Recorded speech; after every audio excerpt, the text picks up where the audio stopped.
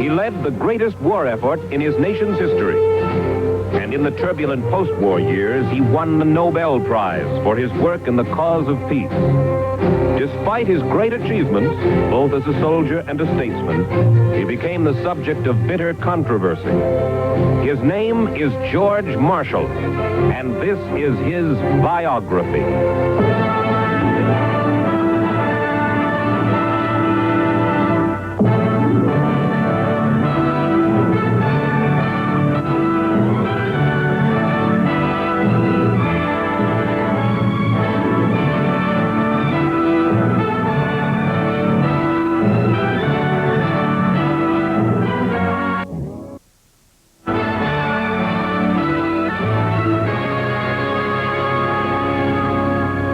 I'm Mike Wallace. This is Biography. Our story, General George Marshall. A dedicated professional soldier, he had risen to the highest post a military man could hold by the time World War II began. He was Chief of Staff, with responsibility for the most massive war effort in his nation's history. When the time came for the Allied invasion of Europe, Marshall wanted to lead it, but President Roosevelt turned down his request. Said FDR, "I wouldn't sleep easy with you out of the country."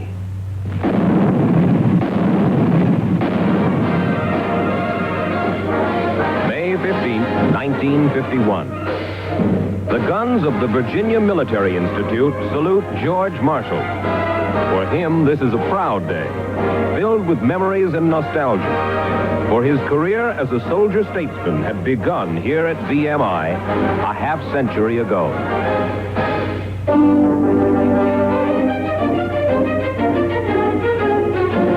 George Marshall is 16 when he enters VMI. Born in Uniontown, Pennsylvania, once the gateway for pioneers heading west, Marshall's boyhood has been filled with extravagant tales of frontier scouts and Indian fighters. A soldier's life seems glamorous and exciting to the young cadet. 1902. As a new lieutenant, Marshall finds no glamour and very little excitement in the drab life of a peacetime soldier. An officer's most demanding job is to devise some means to maintain discipline and to ward off the corrosive boredom of camp life.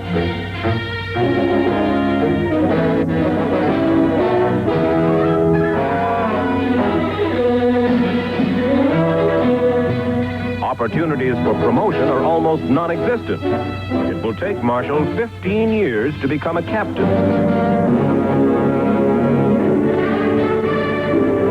1917.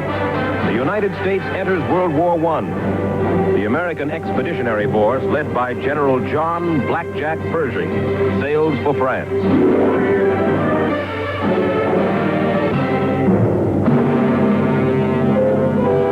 In the summer of 1918, Marshall becomes a member of Pershing's headquarters staff. Though he is promoted to lieutenant colonel, he is denied a combat command because of his genius for operational staff work. Marshall is called the Wizard. Says Pershing, he's a man who understands the military. September 1918. Marshall masterminds the complex preparations for Pershing's Meuse-Argonne campaign.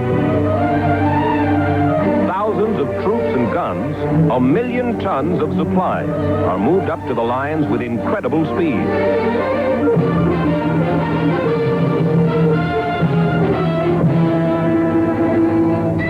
Even now, Marshall still hopes for frontline duty.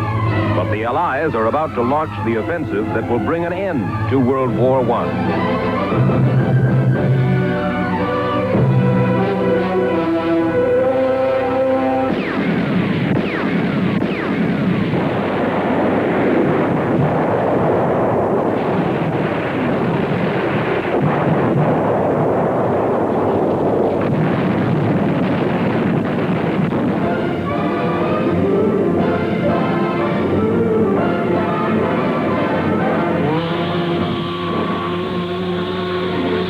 Pershing and the AEF return to a tumultuous greeting in New York Harbor. In the excitement, Pershing, Marshall, and staff officers relax their customary discipline.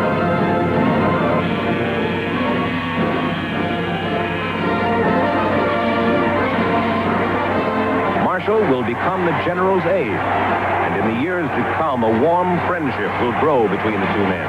Pershing will have a continuing influence on Marshall's life and career. 1924. Marshall is assigned to Tientsin, China, to help protect American property during the political upheavals there. 20 years from now, he will return to mediate a truce in this same prolonged civil war.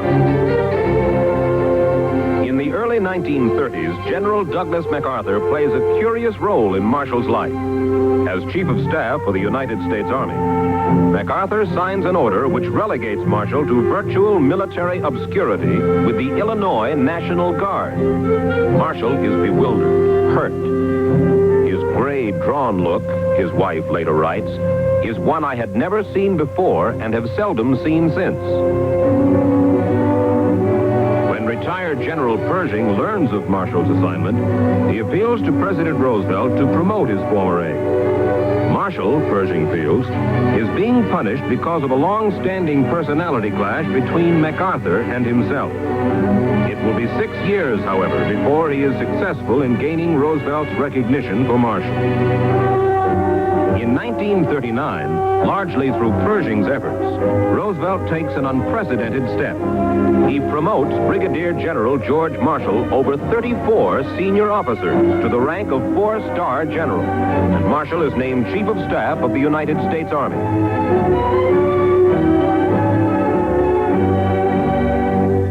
1941. Japanese envoys arrive in Washington to discuss mounting tensions between Japan and the United States in the Pacific. On December 6th, Ambassador Nomura receives a coded message from Tokyo. It is, in effect, a declaration of war, to be delivered to the United States State Department at 1 o'clock the next afternoon. U.S. cryptographers have broken the Japanese code. And when the contents of the message are known, Marshall is urgently summoned to the War Department.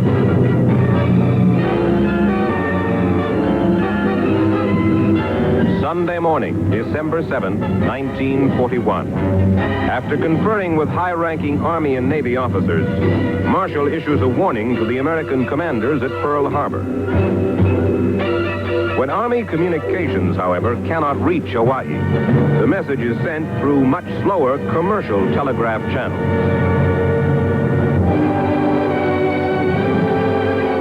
Marshall's attempts to alert the Hawaiian command have come too late. At Pearl Harbor, the American Navy, caught unaware, has been smashed by a Japanese task force.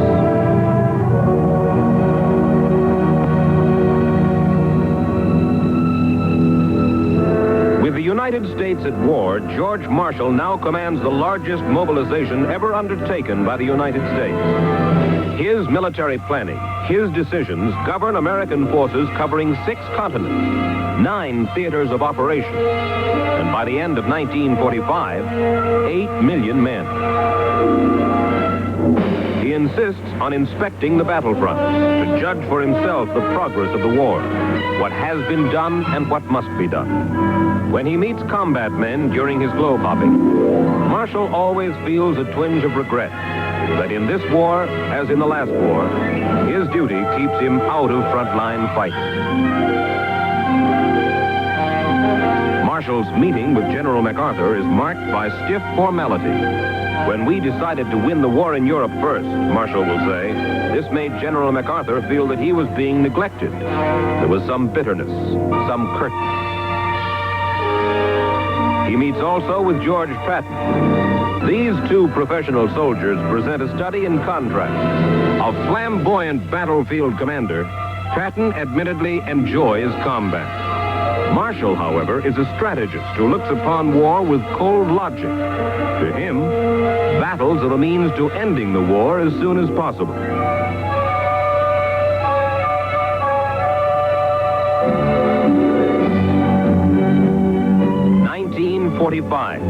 For almost 5 years, Marshall has shouldered the responsibility for American forces in Europe and in the Pacific. Now, as World War II ends, a new president honors the aging general. Millions of Americans gave their country outstanding service. General of the Army, George C. Marshall, gave it victory. Within weeks, General Marshall will ask to be retired. After almost 50 years, he is ready to end his military service.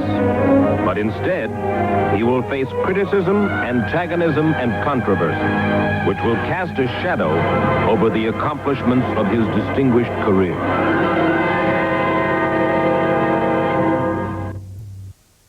November 1945. George Marshall is called to testify before a joint congressional committee. An investigation is underway to find the reasons Pearl Harbor was not warned in time that an attack was coming. The next information I had was the notification of the actual attack on Pearl Harbor. Out of my own recollection, I didn't recall whether I was at the War Department or at the House. I'm told on one side by the Secretary of the General Staff at that time, the acting Secretary at that time, General Dean, that I had returned to the House. I'm told on the other hand by my orderly that I was at the War Department. I don't know where I was. I'm not aware.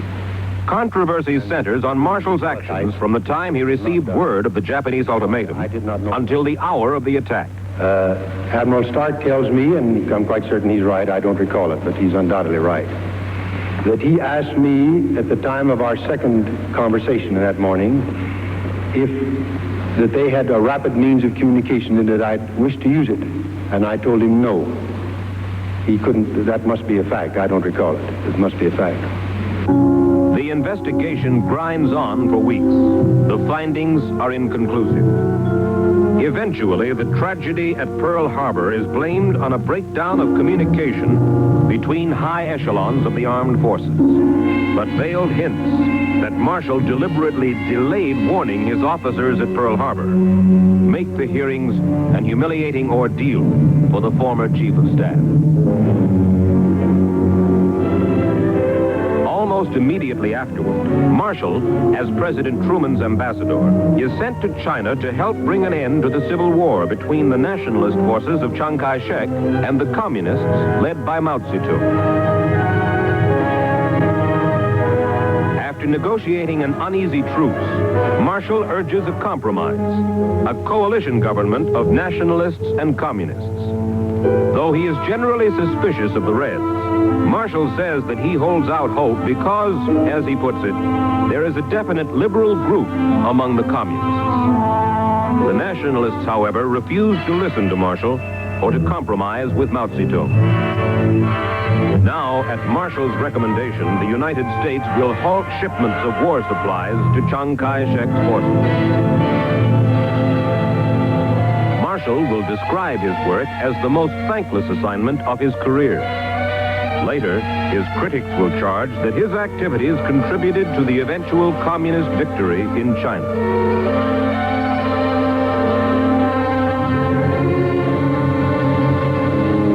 February 1947. After serving as Truman's ambassador, George Marshall is now sworn in as Secretary of State. He is the first general to hold this civilian office. A month later, he leaves the United States to join the Big Four foreign ministers in Moscow to frame peace treaties for Austria and Germany.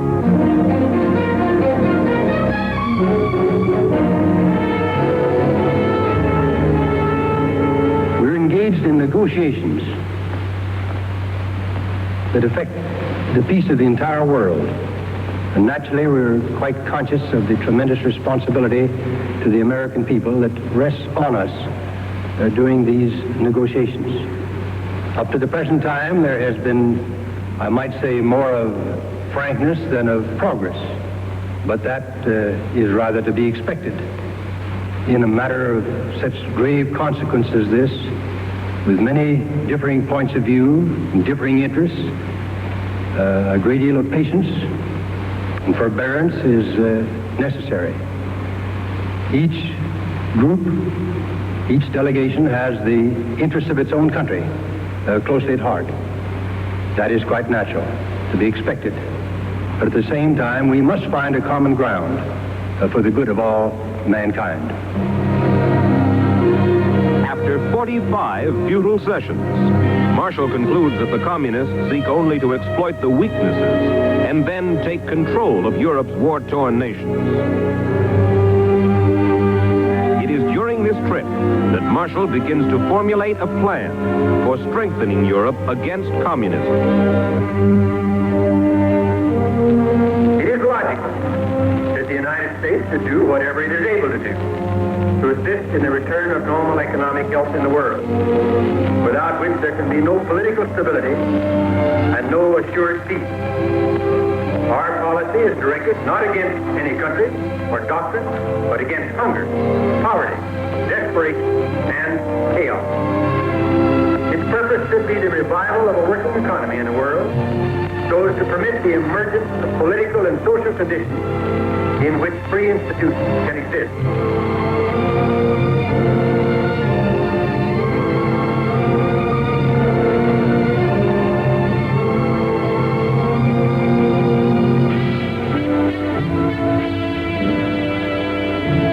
United States aid floods into Europe under the Marshall Plan. Nations like Greece and Turkey, threatened by communist takeover, are given the means to stem the red tide.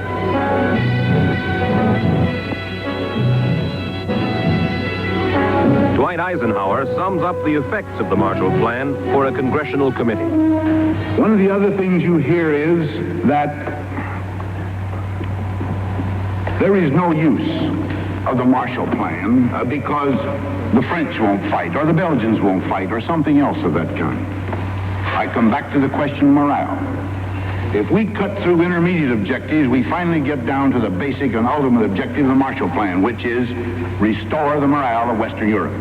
In other words, its purpose is to make them ready and willing to fight, because we know full well, if you can develop the morale in Western Europe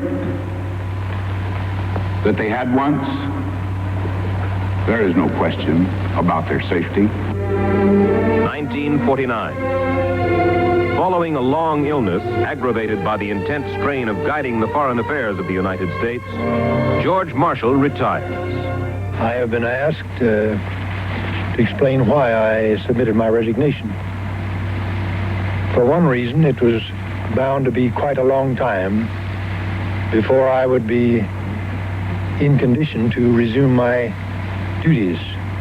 And the state of affairs in the world today are too critical to have a long interval without a Secretary of State fully occupied with the job.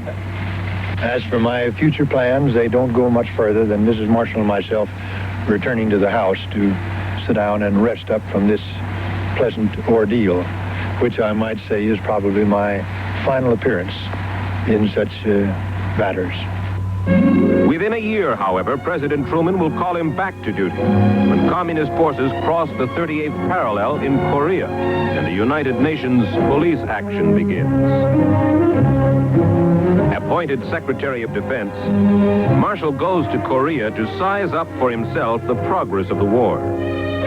He is an old soldier, and this, tragically, is the third war that he has seen in his lifetime.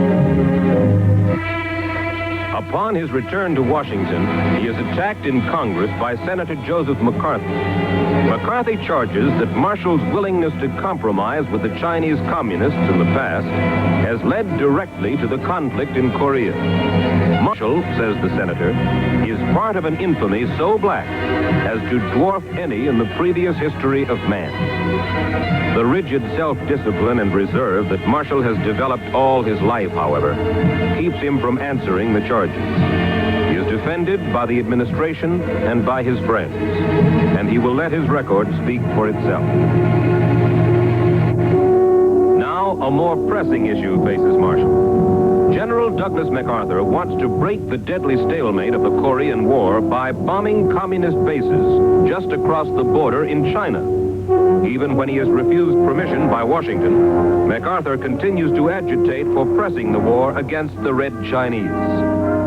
Finally, MacArthur is relieved of his command by President Truman, and it is George Marshall who must sign the order.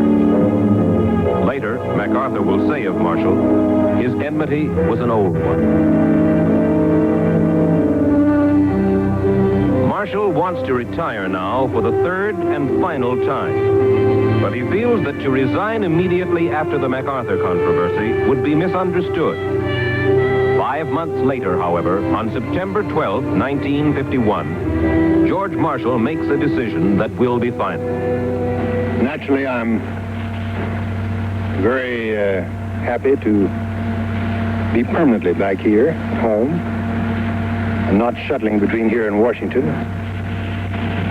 And there's no very grave responsibilities except our own peace and happiness. I think Ms. Marshall has somewhat the same reaction. Is that true? It's wonderful. Don't. It's wonderful. Well, am I wonderful, or is it wonderful now? It's wonderful being back. The Marshall Plan, which had brought economic recovery to Western Europe, now brings worldwide recognition to its author. George Marshall is awarded the Nobel Peace Prize. The ceremony is disrupted momentarily by a handful of agitators in the audience. Communists. I have the great honor to hand over to you the insignia of the Nobel Peace Prize, the diploma, and the gold medal.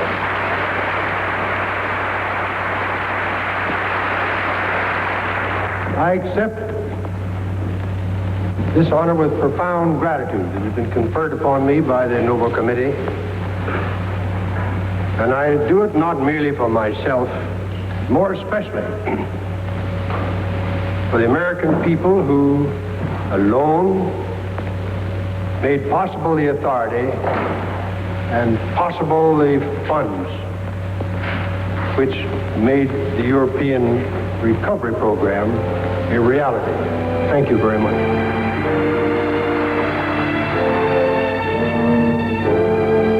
Marshall spends his remaining years quietly as a gentleman farmer in Virginia. His distinguished work as a soldier and as a statesman is now a part of American history.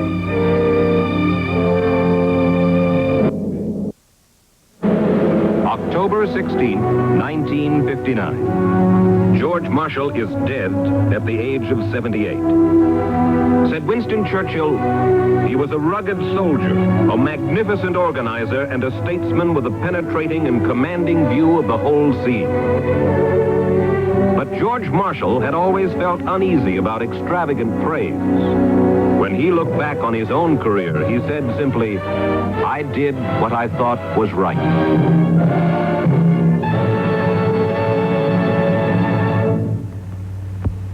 George Marshall's sense of duty, of honor, was reflected both in his personal life and in his career as a soldier and statesman. After his retirement, a New York publishing firm offered him $1 million to write his autobiography. George Marshall turned down the proposal. He said, "The government of the United States has already paid